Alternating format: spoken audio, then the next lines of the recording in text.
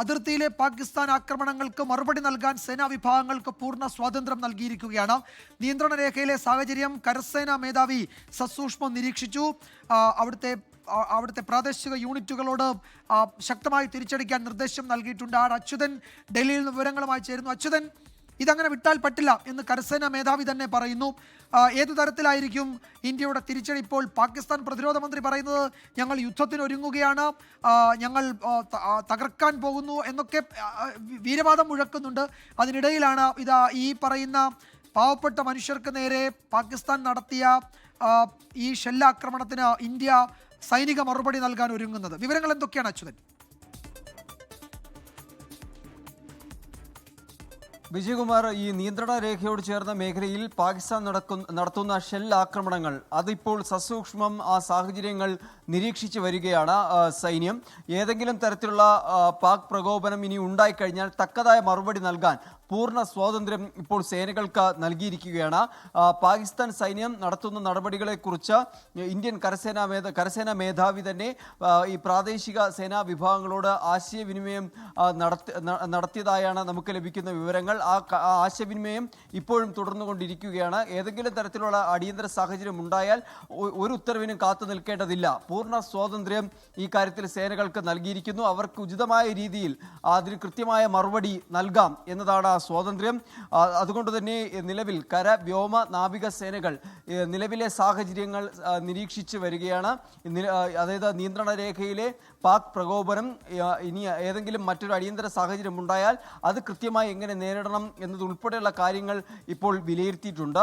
ഒപ്പം തന്നെ നമുക്ക് ലഭിക്കുന്ന മറ്റൊരു വിവരം, ഇന്ന് കേന്ദ്ര ആഭ്യന്തരമന്ത്രി അമിത്ഷായുടെ നേതൃത്വത്തിൽ ചേർന്ന യോഗവുമായി ബന്ധപ്പെട്ട് ചില വിവരങ്ങൾ പുറത്തു വന്നിട്ടുണ്ട്.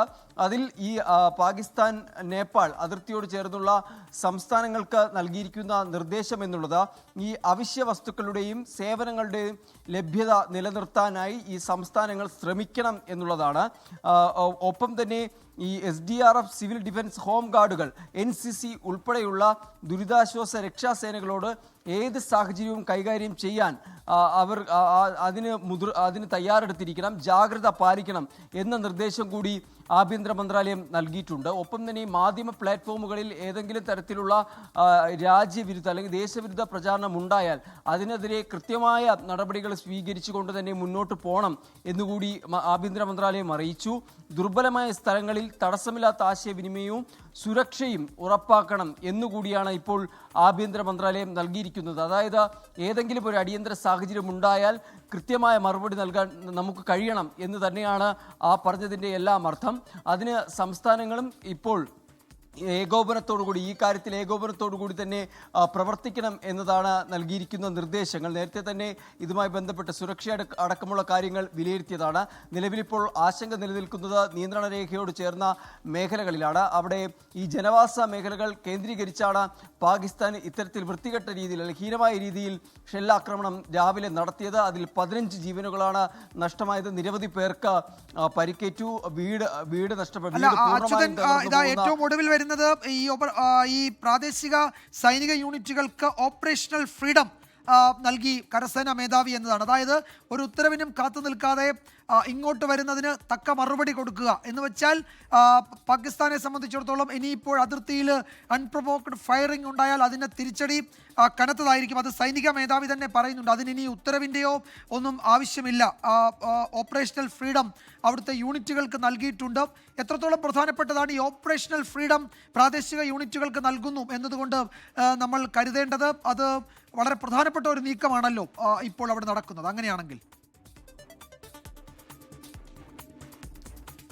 തീർച്ചയായിട്ടും വിജയകുമാർ, ഈ നയതന്ത്ര ബന്ധം അത് ഇന്ത്യ ഉപേക്ഷിച്ചതിന് പിന്നാലെ തന്നെ പല നിയന്ത്രണ രേഖയോട് ചേർന്ന ഇന്ത്യൻ സൈന്യത്തിൻ്റെ പോസ്റ്റുകൾക്ക് നേരെ പാകിസ്ഥാൻ സൈന്യത്തിൻ്റെ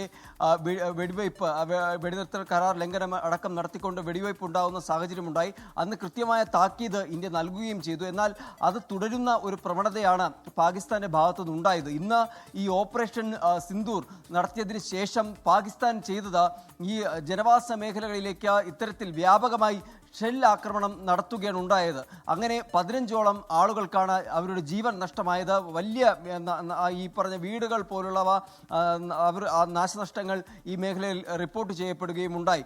എന്നാൽ ഇതിന് കൃത്യമായ മറുപടി നൽകാനാണ് ഇപ്പോൾ പ്രാദേശിക സേനാ വിഭാഗങ്ങൾക്ക് കരസേനാ മേധാവി നൽകിയിരിക്കുന്ന നിർദ്ദേശം. അതിന് കാത്തു നിൽക്കേണ്ടതിൻ്റെ ഒരു ആവശ്യവുമില്ല.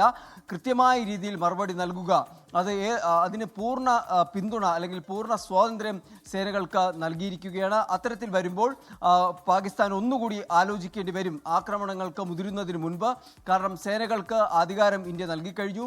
ആ സാഹചര്യത്തിൽ ഏത് തീരുമാനവും അവർക്ക് എടുക്കുവാൻ കഴിയും. അത് എങ്ങനെയാണെന്നുള്ള രീതിയിൽ ഈ പറഞ്ഞതുപോലുള്ള തിരിച്ചടിയുടെ മാതൃക ഉൾപ്പെടെയുള്ള കാര്യങ്ങൾ അത് സേനകൾക്ക് തന്നെ തീരുമാനിച്ചുകൊണ്ട് അത് നടപ്പാക്കാം. അതുകൊണ്ട് തന്നെയാണ് കര, വ്യോമ, നാവിക സേനകൾ നിലവിലെ സാഹചര്യം, രാജ്യത്തെ സാഹചര്യങ്ങൾ നിരീക്ഷിച്ച് വരുന്നത്. പ്രധാനമായും അതിർത്തിയിലെ സാഹചര്യം തന്നെയാണ് നിരീക്ഷിച്ച് വരുന്നത്. പാകിസ്ഥാനുമായി അതിർത്തി പങ്കിടുന്ന സംസ്ഥാനങ്ങൾ, രാജസ്ഥാൻ, പഞ്ചാബ് ഉൾപ്പെടെയുള്ള സംസ്ഥാനങ്ങൾ, അവിടുത്തെ സ്ഥിതിഗതികൾ ഉൾപ്പെടെയുള്ളത് ഇപ്പോഴും മോണിറ്റർ ചെയ്തുകൊണ്ടിരിക്കുകയാണ്.